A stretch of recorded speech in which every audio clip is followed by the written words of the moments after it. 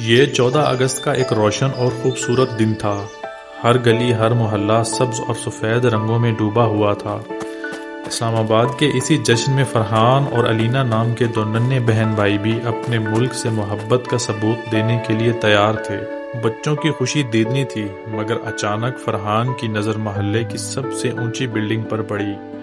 وہاں پاکستان کا عظیم پرچم لہرا تو رہا تھا، مگر اس کی ایک ڈوری ٹوٹ جانے کی وجہ سے وہ تھوڑا سا جھک گیا تھا۔ یہ دیکھ کر فرحان نے اپنی بہن علینا سے کہا، دیکھو ہمارے ملک کی شان، ہمارا پرچم جھکا ہوا ہے، ہمیں اسے ٹھیک کرنا ہوگا۔ دونوں بچے فوراً بلڈنگ کے نگہبان انکل رضا کے پاس پہنچے، انہیں سارا ماجرا بتایا۔ ان کی آواز میں اپنے وطن کے پرچم کے لیے گہری فکر تھی۔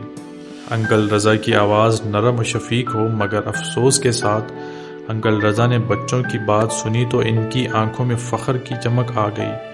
انہوں نے افسوس سے کہا، بچوں تمہارا جذبہ سلامت رہے، مگر میں بوڑھا ہو گیا ہوں، مجھ سے اتنی اونچی سیڑھیاں نہیں چڑھی جائیں۔ یہ سن کر فرحان نے ہمت سے کہا، انکل آپ اجازت دیں تو ہم کوشش کریں گے۔ اجازت ملنے پر دونوں بہن بھائی ایک دوسرے کا ہاتھ تھامے اللہ کا نام لے کر بلڈنگ کی تنگ اور اونچی سیڑھیاں چڑھنے لگے۔ ان کے دل میں ڈر تھا، مگر وطن کی محبت کا جذبہ اس ڈر پر حاوی تھا۔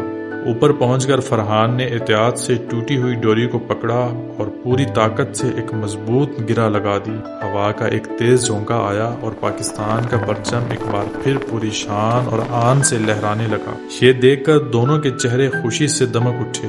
جب وہ نیچے اترے تو انکل رضا نے انہیں فخر سے گلے لگا لیا اور ان کی ہمت کی داد دی۔ اس دن فرحان اور علینا نے سیکھا کہ آزادی کا جشن صرف جھنڈیاں لگانے کا نام نہیں، بلکہ اپنے وطن کی عزت اور وقار کی حفاظت کرنے کا نام ہے، اور یہ ذمہ داری ہر ایک پاکستانی کی ہے، چاہے وہ چھوٹا ہو یا بڑا۔